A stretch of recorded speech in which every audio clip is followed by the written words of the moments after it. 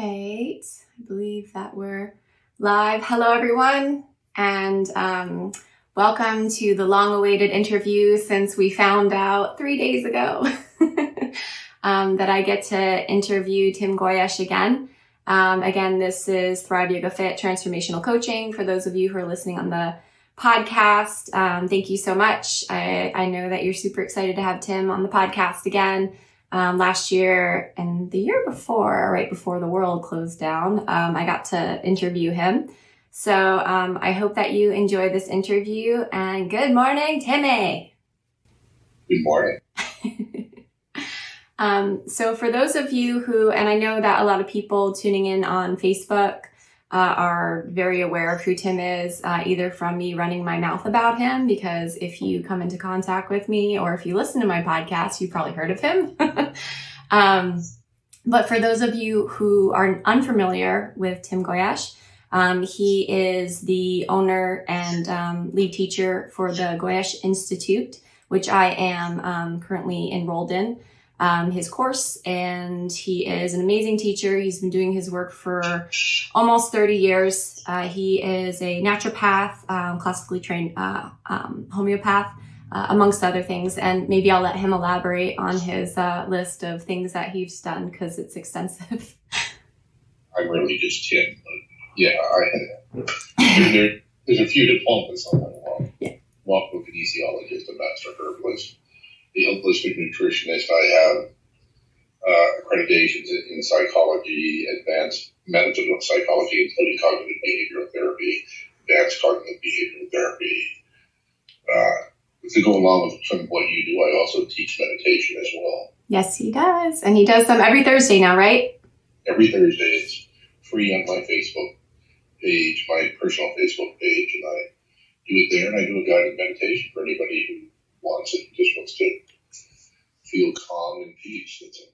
So we have, Tim and I have been talking about doing a podcast for a little while now, and we kind of talked about different topics. And then he released in our course, which, by the way, is ongoing. You can enroll in if you are interested in. It's an amazing course. Tim speaks the truth. But he started talking about epigenetics and genetics. And I remember messaging him and just saying, like, this kind of blew my mind. It's amazing. And then we started talking about, like, trauma. And so he's, today we're going to talk about epigenetics, trauma, and neuroplasticity. So, Tim, where should we start? Epigenetics, trauma, the different areas of the brain? I think, we're getting feedback there. Okay, nope, it's gone. I think what I'd like to start with is how stress or trauma physically manifests in the human brain. So we'll talk about trauma and how to release it from the beginning. I mean, the talk of neuroplasticity will be an extension of that, and then we'll go to the epigenetic portion of it. Okay, sounds good. Okay? Yeah. So on my personal Facebook page, I shared an image, a drawing of a schematic of the human brain and how it's affected by trauma, and I offered that out to anybody who was going to watch this, which would help them a bit. And I'm going to talk here about some words that some people may not know. I'll do my best to explain each portion of the brain as I go through, and just to make sure everybody understands it. So when we undergo a traumatic event, that event and the memories of it, the long-term storage of those memories occurs in the cerebral cortex. No big deal. Cerebral cortex is the outer, that wrinkly, Shar-Pei type dog-looking skin section of the brain. That's the cerebral cortex. Sounds sexy. So, real sexy. Yeah. It's you and me, so I have to make comments like that. Of course. From that storage point, so let's call that the cloud. That's where it's stored in the cerebral cortex. Another region of the midbrain called the hippocampus, which again, it's part of the midbrain, the diencephalon, blah, blah, lots of fancy names for the center part of your brain. It is what calls upon your memories. So we're going to move off just for a moment from PTSD or trauma and talk about anxiety. So the cerebral cortex has your long-term storage of traumatic memories, or not just traumatic memories, but also triggering automatic negative thought. So when we associate, a lot of people think that anxiety causes negative thought, and it's the exact opposite. It is a negative thought that causes anxiety, and sometimes it's not even conscious thought. Yep, absolutely. Most of the time, it's not even conscious thought. So an anxiety or a panic attack, either one, which are really two different things, but we won't get into that today. Well, maybe we'll save anxiety for another podcast. Yay. If you keep giving them, I'll keep taking them. The automatic thoughts that we build in our minds. Say we went out, and I like to use this because it kind of explains racism and how racism occurs. So somebody goes out and they have a conflict with a person of color. They're white. They have a conflict with a person of color. In their mind, they set an automatic thought that, and they listen to the media, because the media, of course, toxic. Anyway. So the media something convinces, whether it's their upbringing, what have you, convinces them that they should have a negative interpretation of people of color. So the moment that anything, if it's a rap song, if it's a black person walking across the other side of the street, an automatic negative thought is kicked up. And whether that can be a subconscious thought, and it can provoke an anxiety-based experience. Happens all the time. That it is an automatic negative thought that provokes anxiety and panic. But anyway, so the hippocampus that we talked about, again, it's part of the center of the brain, very middle of the brain, in the deep regions of the brain. The hippocampus is responsible for calling upon those memories. So as it calls upon those memories, then the hippocampus, which is just a gland in the brain as well, is connected to another gland called the amygdala. Now, your amygdala is your fear processing center. It's how you deal with stress, fear, and it conditions your body for fear. And when you think positive thoughts, the hippocampus connects to the amygdala. When you think negative thoughts, or the trauma is presenting itself to you, it disconnects from the amygdala.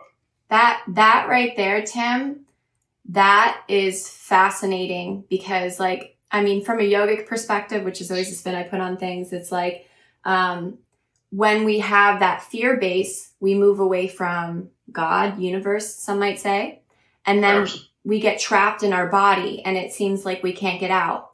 And so that right there is such like a huge, profound little bit of information for everyone to hear.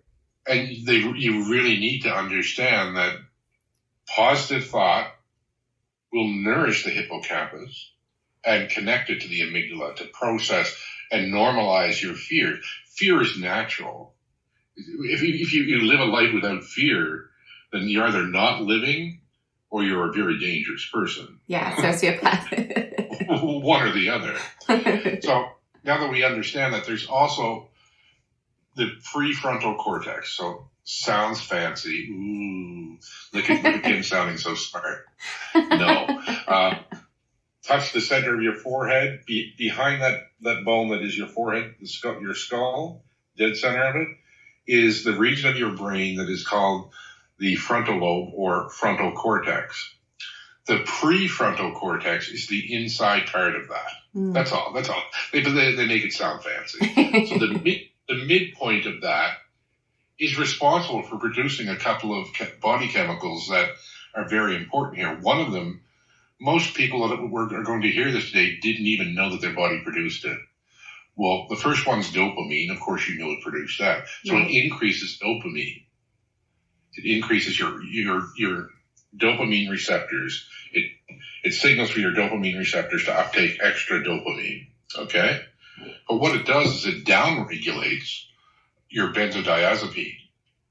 What? Benzodiazepine? You mean my brain makes Ativan? Oh. Well, yes, it does. Mm. And most people didn't know that. You have benzo receptors in your brain because your brain makes benzo. And it's actually how it regulates your mood and your levels of excitement. And it kind of helps to offset cortisol spikes, which we'll talk about in a moment. Mm. So the greatest thing we're going to want to understand is that the connection to the amygdala and the hippocampus. Positive, they connect. Negative thought, they disconnect. That's the main thing to remember. So now this medial prefrontal cortex that I talked about, this big fancy part of the inside of your frontal lobe, also signals the amygdala. So now the amygdala is overworking. It's unconnected to the hippocampus. And it's not processing fear because it's not recognizing the fear because it's disconnected from the hippocampus. But it's stuck in a stimulated state, right? Yes, but then it gets worse. And this is the worst thing that happens when we're constantly reliving our trauma. And that is that we all know that your trauma, you live in fear. The fear becomes evident and produced, and what's the first thing that happens? Your cortisol spikes. Your cortisol and your epinephrine spike. So what happens when cortisol spikes? And if you're living a long-term life of trauma, where the trauma experience that you're feeling is constant, the cortisol spike is constant. When the cortisol spike is constant, it literally creates atrophy of the hippocampus. Wow. It becomes limp and weak and wrinkled. It's like it needs Viagra for the hippocampus. I was going to say. I couldn't help myself. But anyway, it's true. And then it doesn't function normally. And then you get like more frequent disconnects, even in positive thought. So this is what's physically happening in the brain in a person who's living with trauma, who suffers from post-traumatic stress disorder. I have worked with, for the Canadians will know who they are, the Royal Canadian Mounted Police, which is the RCMP, which is our federal law enforcement, our federal law force, police force. It locally here, after there was because I live in a place where there's literally very little crime. One of the safest places in Canada to live. But one day some crazed lunatic went out with a high-powered rifle and killed 3 police officers and wounded 2 others. This is only a community the metropolitan community is only 135,000 people, or 140,000. So in Moncton itself, it's only about 70,000 people. And that's where this occurred, which is like 30 minutes from me. So I did pro bono work for the RCMP, and I treated the officers who wanted help with the PTSD aspect of it, and I was able to help each and every one of them. Wow. Different methods. We're all very unique beasts with very unique chemistry. So when we look over here and we consider that dopamine rises, but what if you're a person whose body chemistry, that your dopamine is already too high, and now we're pushing it higher because of the trauma? Well, then comes anxiety, then comes panic, then comes depression. That's Sorry? I was going to say that's an interesting point, because I think most people would be like, oh, dopamine, like, give me more of that, give me more. No. Just like serotonin, because you could have serotonin syndrome if it's too high. Absolutely. Yeah. Because it doubles as an inhibitory neurotransmitter, so it affects others. So everything's about balance. Yes.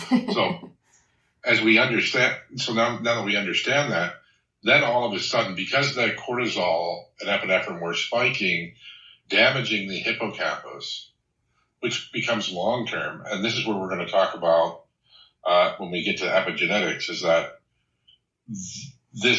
everything that I've talked about so far, so this has occurred, this is in long-term cases, if it's not attacked and gone after immediately to help them with the resolving or coming to terms with their trauma, then it becomes long-term. And whenever it's long-term, then you expect changes of your gene expressions. And in the actual study that I stole this image, I lost you. Oh, can you hear me? Oh, you're back. Okay, good. Yeah, the image that I sent to all of you. In that same study, it talks about how it alters gene expression. So there we're talking about epigenetics. And you think in epigenetics, and people talk about in our community so often, they talk about genetic mutations. Well, a genetic mutation is really how the specific DNA or gene expresses itself. So what this affects is the genes that relate to how the hippocampus functions and the hippocampus health. And as a result, all that cortisol is actually causing it. The hippocampus dies off a bit and, again, becomes wrinkled and limp and atrophied, like a breakdown of the actual hippocampus, which is a gland in the brain. So as a result of all that spiking, your adrenal function is going to drop, which means then your long-term cortisol is going to drop. You're going to be fatigued. You're going to have brain fog. Your hands, your feet, the tip of your nose is going to be cold. And these are just some of the things that the people at home that are listening to this that were suffering from trauma can do, just like you did, and pretend like you were just scratching your nose. You got me. But you can indeed. And sometimes trauma doesn't. We're all very unique animals. I talked about us all having very unique brain chemistry, but our entire chemistry is completely unique in each and every one of us. There's no two of us the same. Right. So if you and I go to the same garden and we pick out a carrot of the exact same weight, the exact same length, features grown in the same soil, and you eat one and I eat one, we don't eat it the same. We do not process it the same way. And that's I think that's a really great point for us to expound upon. Because if people don't have certain minerals in their body, which Q formulas, then they're not even able, those chemical processes can't take place. And then if we expound upon that into the brain. And I taught that yesterday in the course. So. Yeah. Yeah. And there's different formulas that we can take to help with these processes. But looking at it from a brain perspective, from, it's like you literally cannot almost digest, as you would say, process your emotions, because it's not there. The balance is not there. It's like balanced action in yoga is necessary because otherwise people get injured, or they don't get the strength that they're seeking. But balanced action, integration, and looking at the body as a whole always comes back to that, no matter what you're doing. Always. We have to consider the individual holistic value of each person. Each of us are so different from one another. Yeah. And I don't care if they're born twins, they're different from each other. When it comes to their biological, their chemistry, they're different from each other. Yes, their DNA will show that they're brothers, but it doesn't show which one is expressing, which parts of their DNA is expressing properly and which aren't. And that's a perfect segue into epigenetics, yes? No, not yet. Okay. Because now we're going to talk about neuroplasticity. Calm down. All right. We'll get there. We will get there. Okay. So understanding now that, and I want to stay here for a moment as well, because when I say that, okay, so if you have elevated dopamine already, your dopamine's elevated, and as a result, your GABA's not produced, you're torturing your GABA receptors, so you're not uptaking GABA, so you're kind of a bit depressed and melancholy and all of that. And if there's people out there that are listening to this and are relating to that, it doesn't mean you can't get help. Mm-hmm. It means we have to help you based on you as an individual and consider your individual issues. Right. We understand how it works, and we understand that I would make a SAR code formula to do this. Say I made a normalization of the cerebral cortex. For those who don't understand, a SAR code is an extract from a cow, pig, sheep, or human. So it's an extract of an organ, gland, or tissue, or body chemical. So there are SAR codes of dopamine. There are sarcodes of cortisol. There is sarcodes of the hippocampus, the amygdala, the hypothalamus, the pituitary, the adrenocorticotropin releasing hormone, which is associated norepinephrine. So everything here is in a sarcode. And with sarcodes, you can dose them so that they will either stimulate, normalize, or sedate the same gland, organ, or body tissue or chemical in the body.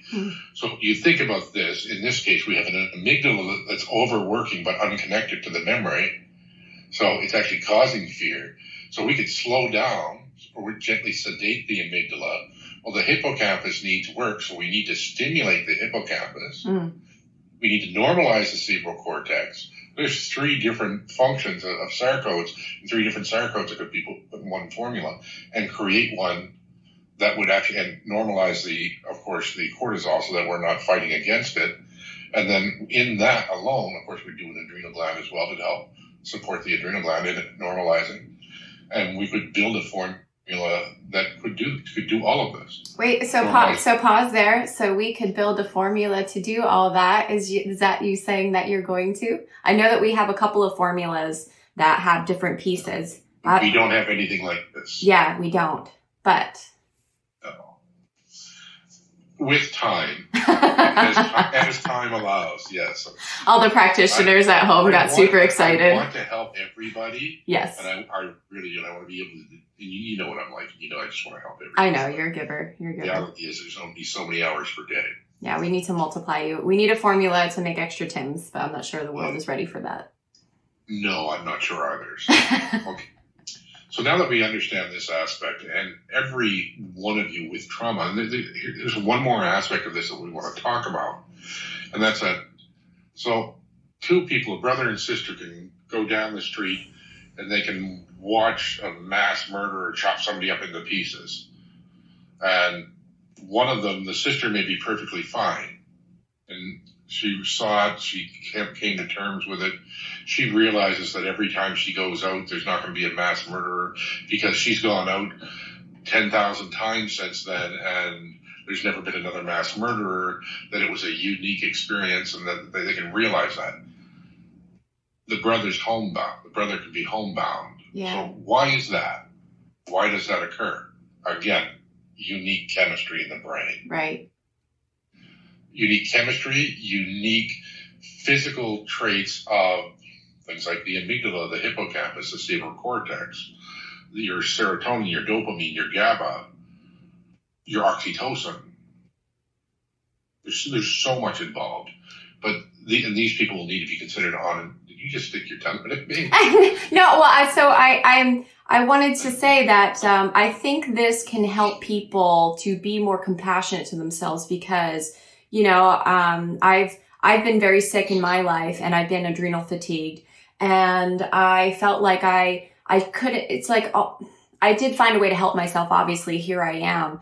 But you're just so exhausted and you're so depleted. And then you start, you know, maybe contrasting yourself to somebody else. Well, how come they can get better and I can't? And this was before I met you and my whole world was changed with all that you teach. But I was learning bit by bit. But I just want to say that for those of you listening who hear this and maybe it's like harder for you to pick yourself back up. It's harder for you to, you know, come back from something stressful, or you have had a traumatic experience.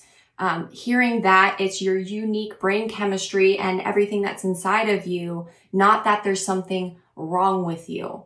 And I just wanted to expound upon that. Point. Yeah. It just means that whoever is treating you is likely treating you in a generic aspect. Yeah. They're not treating you as an individual. Yeah.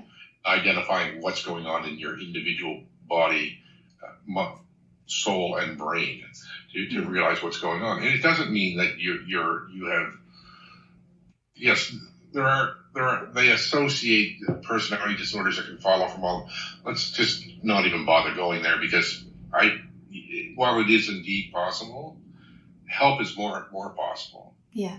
It's more possible than that to occur. So and it's available to everybody and anybody, and all your people around you can go to you. You have access to all of these SAR codes. I do. You can help them. You can test them. You can identify what they need. You can identify how to help them properly. So there you go. There is help.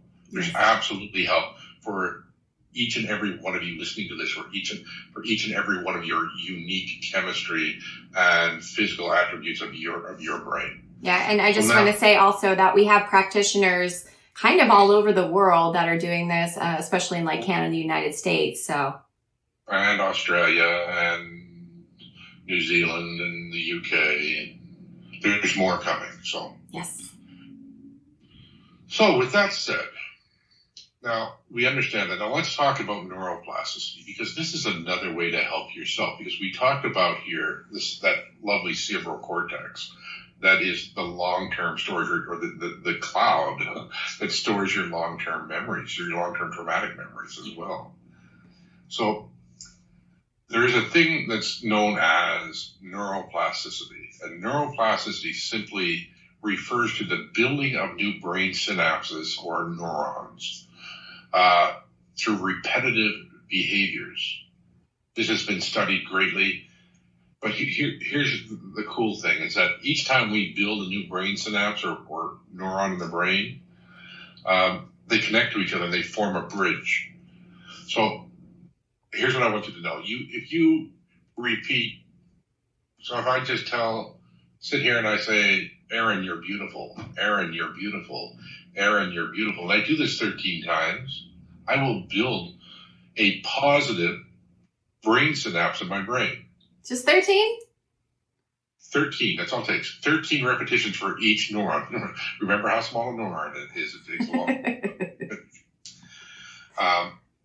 So versus 26 to build a negative neuron towards negative thought, disruption of peace. So when you build it through positive interaction, actions, or words, it only takes 13.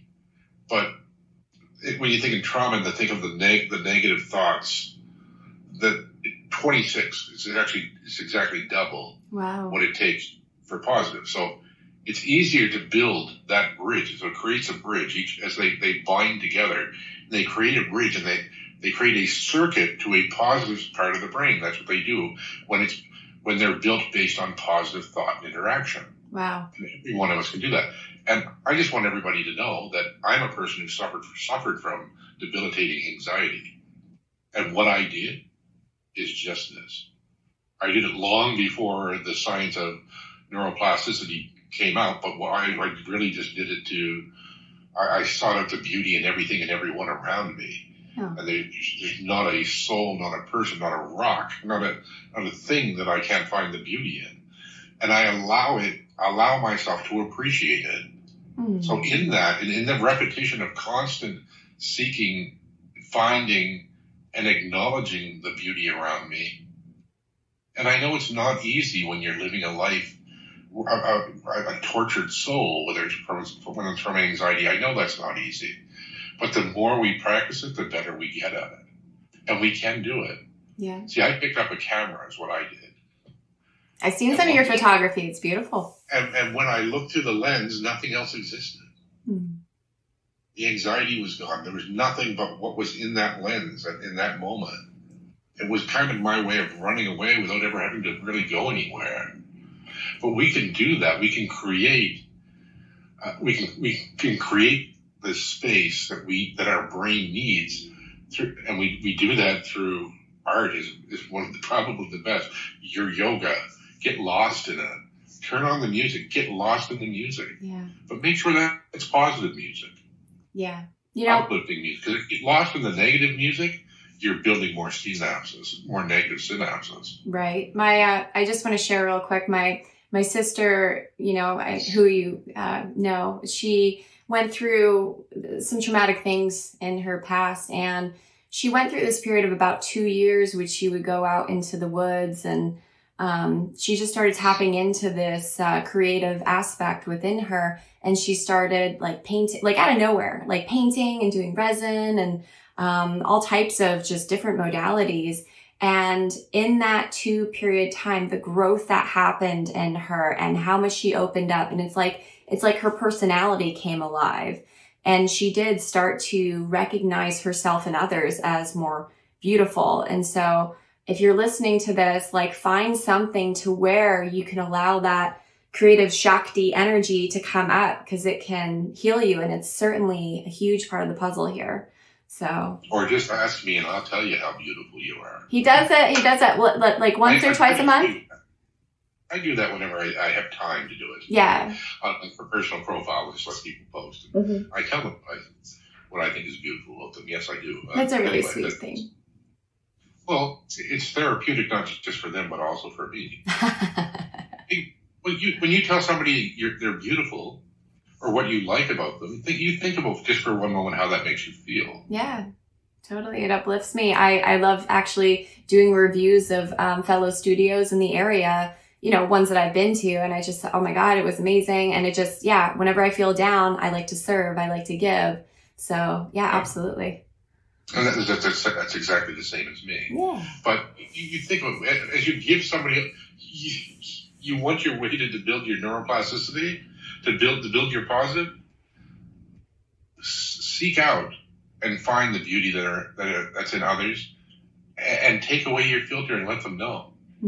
Doesn't mean that you're hitting on them or you're being creepy or you have ulterior motives. Yeah.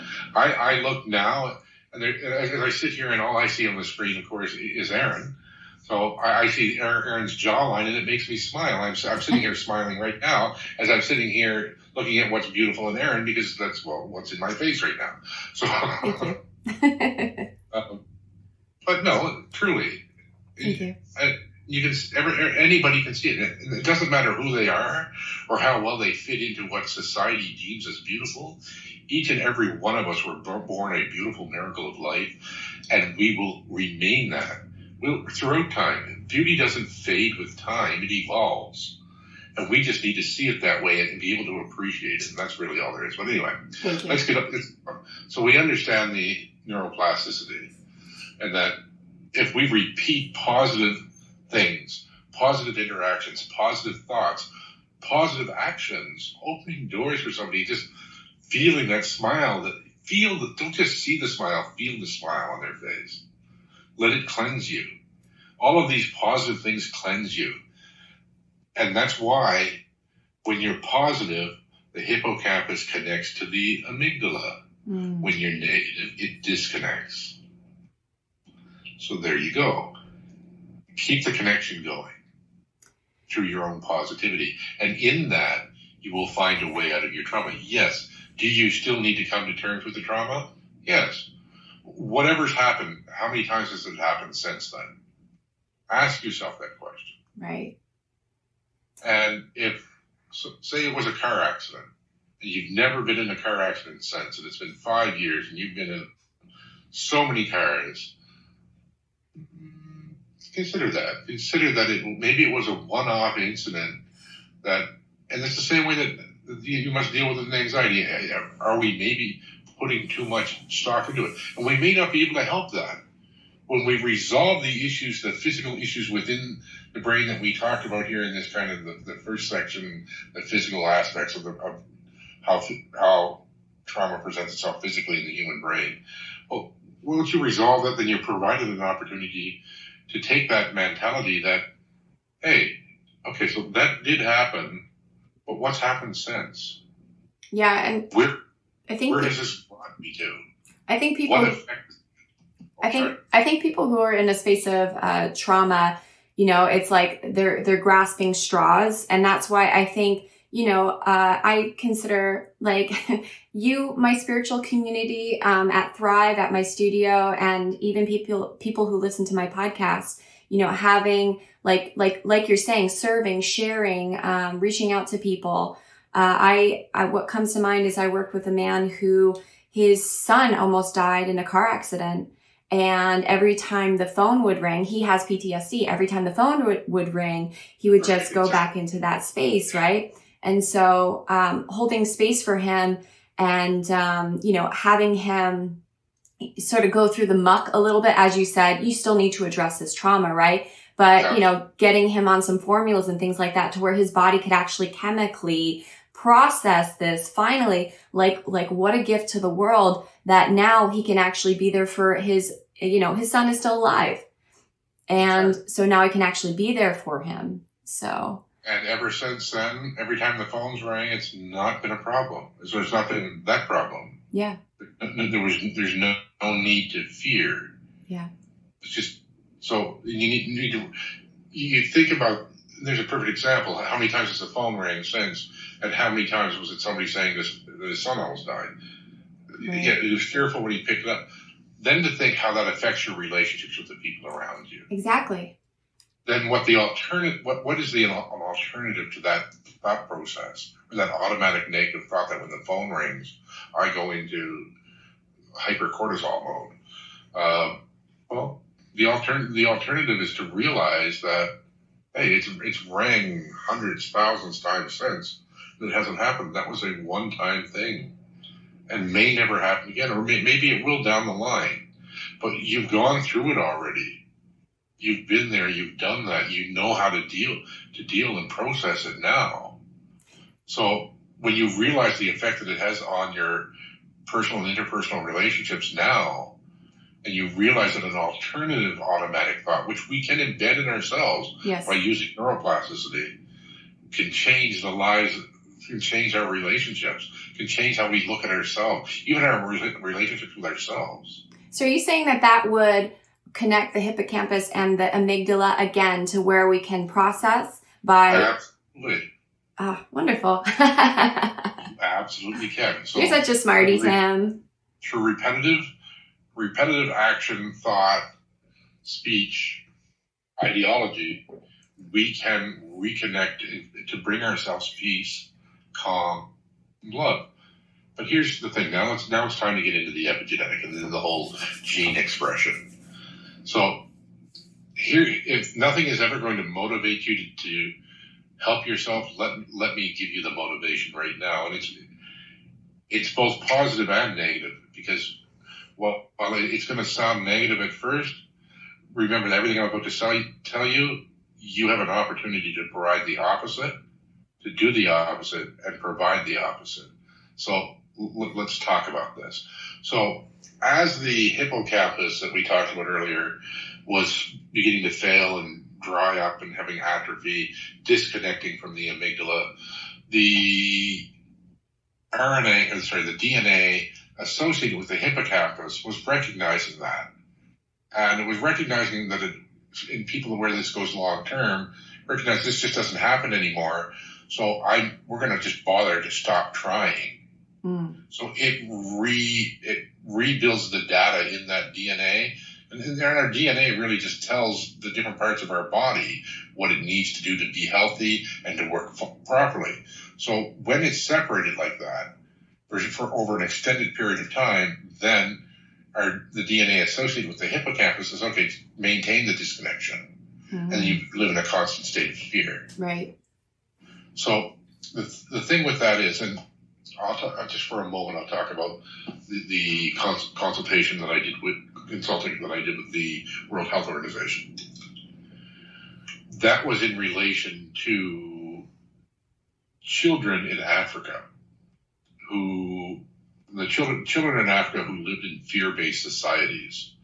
So they may have been born before Boko Haram, the ugly man that's kidnapping young girls and either raping them or selling them off as sex slaves, or killing them. Before his existence, these kids may have been born in a calm and peaceful environment where their parents grew up before Boko Haram took over. And they did not inherit genetic mutations that made they were not predisposed for anxiety, panic, depression. But because the parents of today still, because Boko Haram still exists in Africa, in Nigeria, because they're living in that environment, they're actually altering their genetic expressions, creating mutations of the GAD1 gene. That GAD1 gene leaves a predisposition for panic and generalized anxiety disorder, or one of the specific GAD ones. So thus, then, because they're living with that through their entire life, they have another child, that child inherits that gene genetic mutation from them. So now the child becomes predisposed to anxiety and living a life of anxiety, panic, depression. So transgenetic trauma. Absolutely. Well, that's what they call it. But it's just genetic trauma. Okay. Yeah. That's okay. They can call it what they want. But it's real. People dispute it, but we know that we inherit the DNA of our parents. Right, of course. And when the DNA data is corrupted through faulty gene expression due to issues such as whether it's environmental, emotional, physical health issues, dietary, toxicity in the air, what have you, and the genes change their expression, how they do what they're supposed to do, and then you have a child, you pass that on to your child. Do you hear that, everybody? Everybody listening, please. So I think a lot of people might have under the impression that DNA is just set. It's like this thing that's just set in stone, but nothing in the universe is. So why would your DNA be that way? And so absolutely not. DNA is constantly rebuilding and re-educating. Yes, that's if it wasn't, then how would we get cancer? Yeah, how would we? Our DNA tells our body to produce superoxide dismutase, glutathione, and every day, each and every one of these people that are listening to this right now are subject to at least one cancer cell in their body. Everyone. Right. But their DNA is telling them to kill it. Only when the expression of the DNA changes does the cancer embed. Does it get to fester? Does it get to grow? Does it get to thrive? That's the only way. Every illness, I don't care if it's diabetes, I don't care if it's rheumatoid arthritis, I don't care if it's an autoimmune disorder, it starts with a disruption of your genetic mutation. Of a genetic mutation or a failed gene expression. Because if it didn't, you would have been born with it. Right. So something's altered in your genetic expression in order for you to be able to acquire that disease. I love that you're talking about this, Tim, and even kind of going in different directions because I think maybe the average person that is just tuned into too much media and disconnected from their body, they just think, oh, well, cancer, it's just, it's just kind of like a roll of the dice. Well, no, it's not. There's things that are happening in the body that you inherit and that you activate and exactly how it expresses to where your body is an amazing mechanism. But if there's different forces from the outside that have created these mutations to where the data in the DNA has been shifted, so our emotions can cause it. Yes. Our emotions can cause the shift. Have you ever seen somebody who's lived a life of worry and seen the expression of beauty issues? Yeah. People that interpret things as beauty, they think, oh man, look like she worried her whole life. She probably did, and that worry altered her gene expression of collagen and elastin. And I would even see it in body work, people who worry all the time, their bones are rigid. I can feel it in their body. I can feel the energy. So, Thank you. Absolutely. In every aspect of our life, we are responsible for what's going on, what's going into us, what we think, what we believe, what we allow ourselves to be exposed to. Get the negative people out of your lives, folks, because if you don't, you are allowing them to sign your slow death certificate. Ooh, preach Tim, preach Timmy, preach Timmy. You literally are, because they're killing you slowly. Yep. And people say, well, it's a family member. What can I do? I didn't talk to my own mother for 18 years because my family doesn't watch this but anyway, they know I didn't, but they probably are hoping I wouldn't talk about this publicly, but she was a very negative person, that after about 30 odd years, I just said enough was enough and never You have to distance, unless you're willing to die for them. Yeah.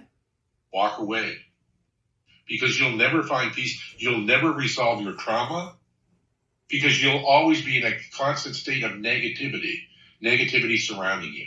Yeah. If it surrounds you, and you've probably seen the videos that I've done previously where I show the changes of physical strength in people when somebody just in the corner says positive words and negative words. Oh, yeah. When they say negative words, they become weak as a kitten. Yeah, well, so does your immune system. Yeah. It helps prevent diseases like cancers and the implementation or the beginning parts of many other chronic diseases. But also, if that's there, if there's negativity in your life, and you have a trauma issue, separate yourself from it, because you'll never resolve it. Yeah. We can feed you supplements all day long. We can feed you sarcos. We can get in there and we can cut your brain open and try to fix it. Put a new hippocampus in there. But if you're going to keep exposing yourself to negative people, call it negative. It is negative energy. Yeah. If you keep exposing yourself to it, remember every 26 times they do that, they're building a new synapse or neuron to building a bridge towards negativity in your brain. And what they're doing, so they're slowly building that bridge to the disruption and turmoil of your inner peace. Yeah. You're going to let them do that? Are you willing to die for them? Yeah. I'm not. I've coached people out of abusive relationships, and it was a process. One person in particular took almost 2 years, and when we got into coaching and getting into their subconscious belief systems, the person's voice was literally inside of their head. Of course it was, like with everybody, knowing this now. And we had to do a massive overhaul to get that person to save her and her children out of that situation. And now she's free. And it took so much work, but it was so worth it. So Absolutely. People, if you are in an abusive situation, even family members, I have my eldest brother, tore me down, like as much as I had to interact with him to sell my mother's house. Now that it's over, like I don't want him in my life. And that's your right. Doesn't make you a bad person, but you need to protect your energy. And if that person just insists on being abusive, negative, like Tim said, if you want to heal, if you want to serve and show up in your life in a big way, you have to get away from that. You have to. So. Absolutely. Yeah. You have to make decisions. Yes. You really do. Yeah. Because you will never heal in an environment filled with negativity. Right. It's not possible. So you either come to terms with and accept the trauma, and accept that there's no way you're going to be able to resolve it with negative people around, and you keep them around, or you distance yourself from them. You open the door, put them on the other side of it, and lock it behind them. Right. Yep. I love it when you go on those rants, Tim. I live for it. Sorry. No, it's okay. I'm a very quiet, slow talker. 90% of the time until you get me excited or wound up a little bit. Yeah. So, anyway, there's that. So. Yes. So. And that's the genetic aspect of it. If anxiety becomes a long-term issue because we don't attempt to resolve it quickly, and when we allow anxiety to stay in our lives, the anxiety to stay without doing anything to try to resolve it for an extended period of time, then we alter our genetic expressions. Again, it's going to be the GAD1 gene. There's many genes involved in that, but anyway, we're altering them, altering how we produce neurotransmitters, altering how the receptors, if they're going to, how much it will recept of the neurotransmitters. You may produce enough of the serotonin, the dopamine, the GABA, but the receptors may not fire right because it may be the DNA that's associated with the receptors and not the production of the neurotransmitters. That's why each and every one of us are very unique animals, like I keep saying. Right. And that has to be identified. Yes. So then we can expound upon this, but what is one to do, Tim? What is one to do? Go see you. So are we allowed to talk about the TT formula or? Well, let's not talk about it, what it's being used for, but we can talk about it in this aspect. Absolutely. Okay. All right. Talk about the other thing so let me explain what the TT is actually tered tezer. So you think, what is tered tezer? If you saw it spelled and then you spelled it backwards, you would get great reset. So we're just going to leave that at that. So I'm going to give you some idea as to what it's about. Yeah. Now I'll explain to you what it does. So it actually includes stimulating sarcodes of mRNA, wink, wink, DNA, RNA, ATP, ADP, zinc, everything responsible for how the DNA and our genes reset themselves and re-educate themselves. Everything's in there to stimulate it. So that what we can do is when the genes are set, and then each gene it goes through a cycle, and you have to wait for it. It resets it, and it can reset autoimmune disorders as well. But in this instance, I think it's really once that you have the genetic mutation in, you need if it's nutritional based, you need to fix the nutrition. If there is a genetic expression issue that's caused from long-term, if you've had long-term trauma in your life and it's affected your life for a year or more, you need to get that formula from Erin. You really do, because I shouldn't say you're never going to resolve it. You can attempt to resolve it through neuroplasticity, the practice of utilizing neuroplasticity. There's many other methods to treating it. You can work on symptomology that helps bring it down, because there's triggering symptomology for it as well. Right. For some people, insomnia and such.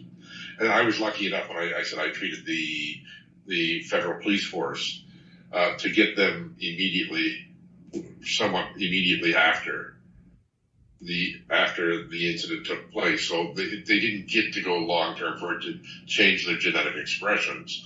So, because that's the last thing you want to do, because especially if you're young and in childbearing age, you're going to pass that to your children. If you have more children, there's a very high probability that you're going to. And that's what we want to stop, because we want to break those cycles. Even if break the cycle. If your parents have anxiety issues and problems dealing with trauma, and their parents had it, and then their parents' parents had it, and you inherited it. Yeah. If you inherited it, when your child is young, you are provided an opportunity to break the fucking cycle. Excuse my mouth. You can curse as much as you want on my podcast. And we need to. Yes. It's something that we can do. We can break it, and I've done it. I've removed genetic expressions, failed genetic expressions, genetic mutations. And I'm going to say it for the millionth time about the Huntington's disease. Huntington's disease, one of the most deadly diseases in the world. It's a genetic mutation of the HNT1 gene that causes death to the basal ganglia, which is right beside the amygdala, by the way. So it causes death to the gland in the midbrain. And that's what it does. And it causes all kinds of issues with motor issues, speech, the whole nervous system until they die. Yeah. And this child, because it's such a rare disease, this child in the USA had a geneticist that was working with him out of Germany, because there was nobody in the USA that could treat him. So as they go through and they do all these genetic tests, we treated him with this exact same, had another name at the time, tezer formula. And with that, we deleted the genetic mutation that caused it. And when we deleted it, the basal ganglia in his brain grew back from necrotic from dead to fully live and functioning. Do not underestimate the power of sarcodes. I love that story. I could hear it a million times. Do not, yes. It's one I love to use because it's such an extreme example. But there's so much they can be used to balance the hormone. And, hormones play a role in it, too. You think about estrogen dominant women, they just want to stab your fucking eye out. Because listen, I deal with my own wife, and I know when her estrogen's out of balance, Yeah. She's postmenopausal now, and when her estrogen goes high, I know to put the sharp, pointy things away. And put the formula on the counter. That's right. Here's some estrogen sedation, a little bit of progesterone. And a flower. And I'm going to go sleep in the garage. It's her birthday today, so I'm probably going to get killed for saying that. If she she knows you love her. Yeah. So, but anyway, yeah. No, but really, I think you understand, and I made fun and I made light of it. It's not nice to make light of it, but when estrogen dominance is present, it really affects your ability to process your own thoughts and rationalize some of our own behavior. Absolutely does. The same way as testosterone in men, that we can't rationalize our own. When it's too high, it's elevated. It's really in a toxic level, the same way estrogen is in estrogen dominance. Sure. We have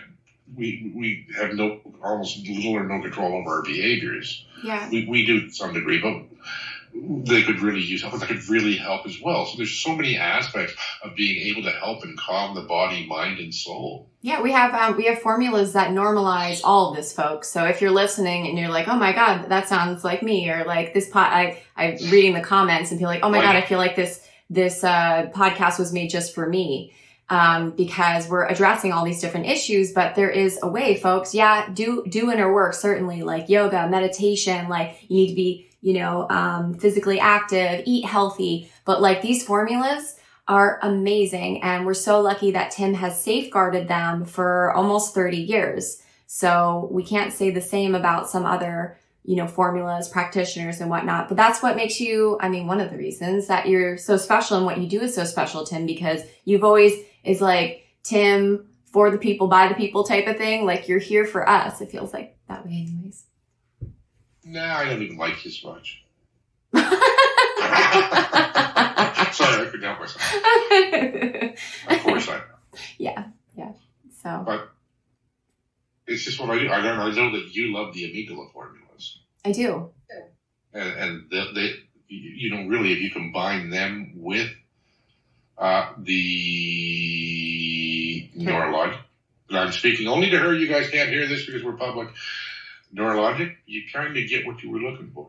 Oh, okay. Yeah, because that would fill in some of the gaps of some of the other things. So that would fill in everything. All of them. Okay. Well, I'm fully stocked and loaded, so my apothecary is large. Yeah, because of the size of the orders I place. So. So that's what I was here to talk about. Now, I don't know if anybody when they want to ask you questions and I'll answer them, or I can't see the questions, so. Yeah, so I'm going to go through for those. So we, on the Facebook Live, we did have some issues, but because we're going to be making this into a YouTube video as well as a podcast, but some people were turning on their captions. Let's see if anybody has any questions. I can certainly read them to Tim if you want to ask some questions. This is the power of a human cell.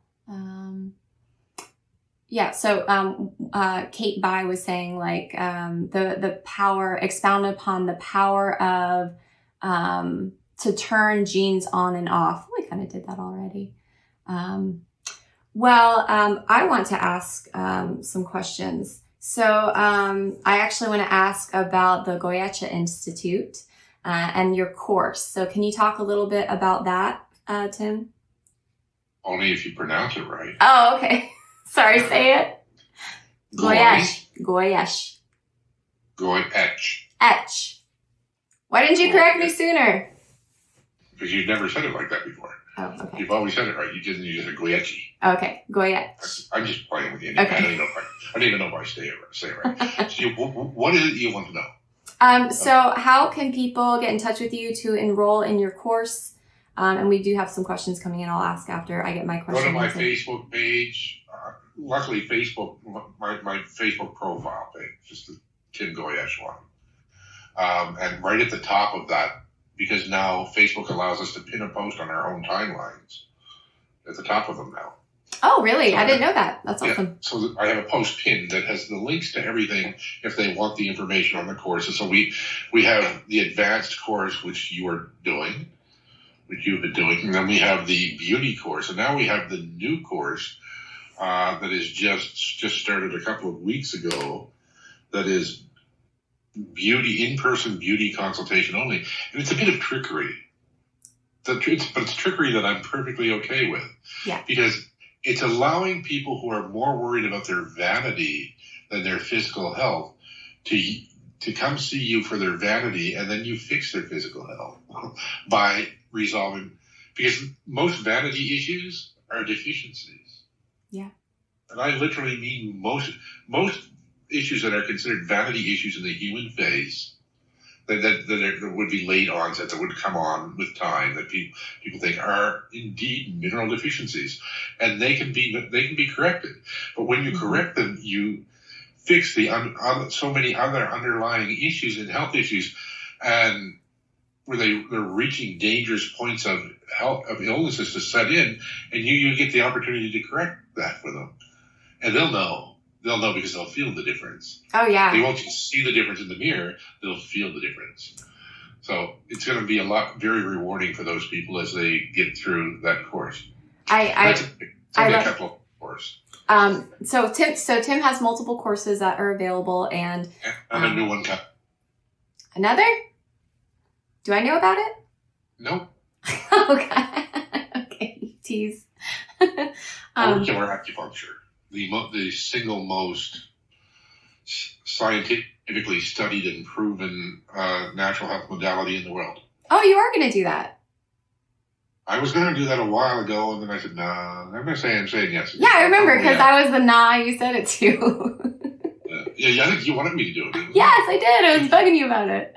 You were the torturer of that one. Yeah, so it worked. Right. So, well, I haven't done it yet, but I think it's gonna come. Okay. We'll see. Perfect. A lot of things on the go. So.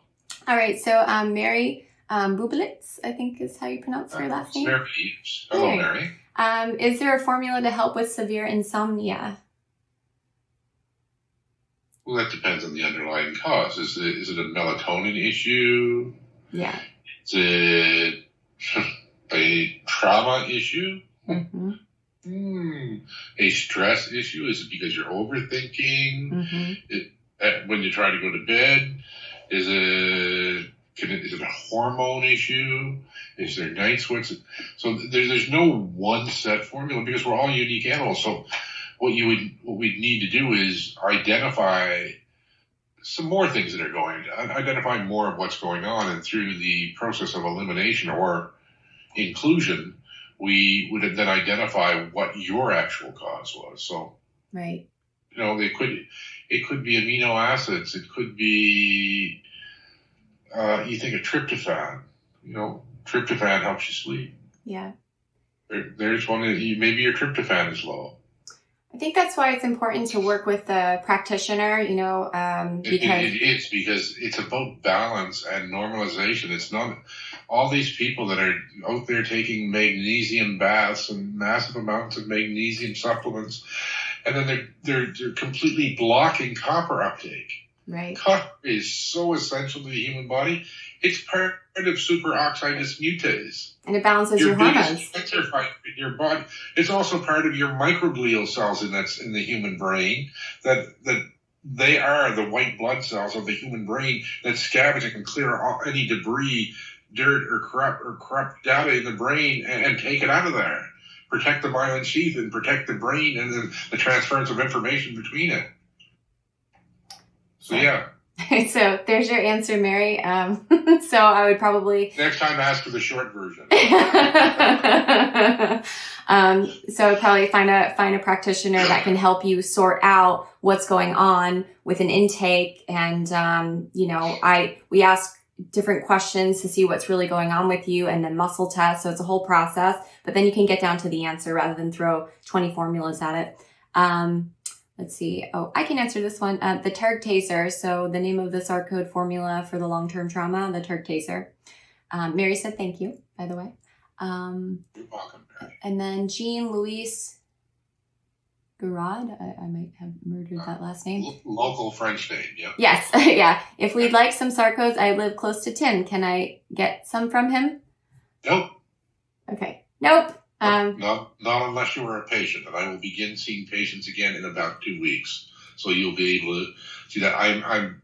I get all new software, medical filing and medical requests, so I can request the files from your treating medical doctors. So I can request the blood work that they've gotten back, et cetera, by fax. An online booking system. It's just not ready yet because I have to upload, which I didn't realize, like 500 different products into it.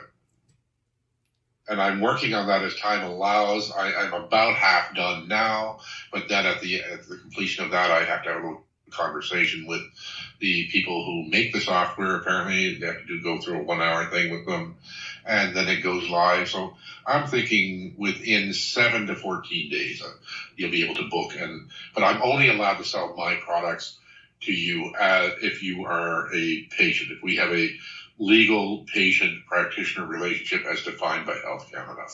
I can't sell it to you unless you've gone through it. And that's not me trying to make money because I don't care about the money. Anybody that knows me knows that's one of the first things about me is that I just don't care.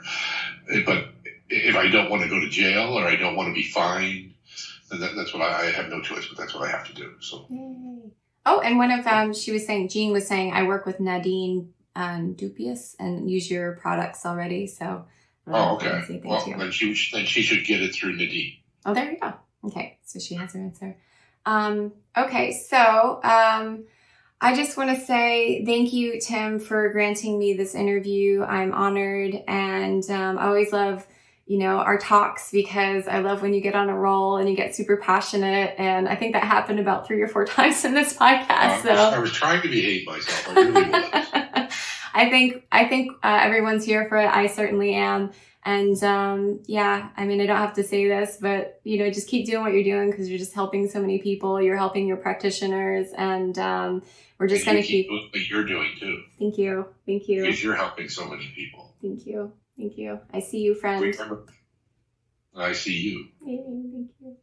All right. Well, thank you everybody for tuning in on the Facebook Live. Again, it wasn't, super clear that I don't know what Facebook was doing, but we had to get the show on the road. It will be available on YouTube. I have a separate video I've been looking at. So we'll have the sound there. I recorded the sound in 3 different ways. So we will definitely have it there available for you. We will try to release it. I'm going to try to release it this Friday, actually. It'll be a 2-part episode because we talked for so long. So, thank you so much, everyone. Thank you, Tim. And we'll see you next time. Bye, everybody. Be healthy.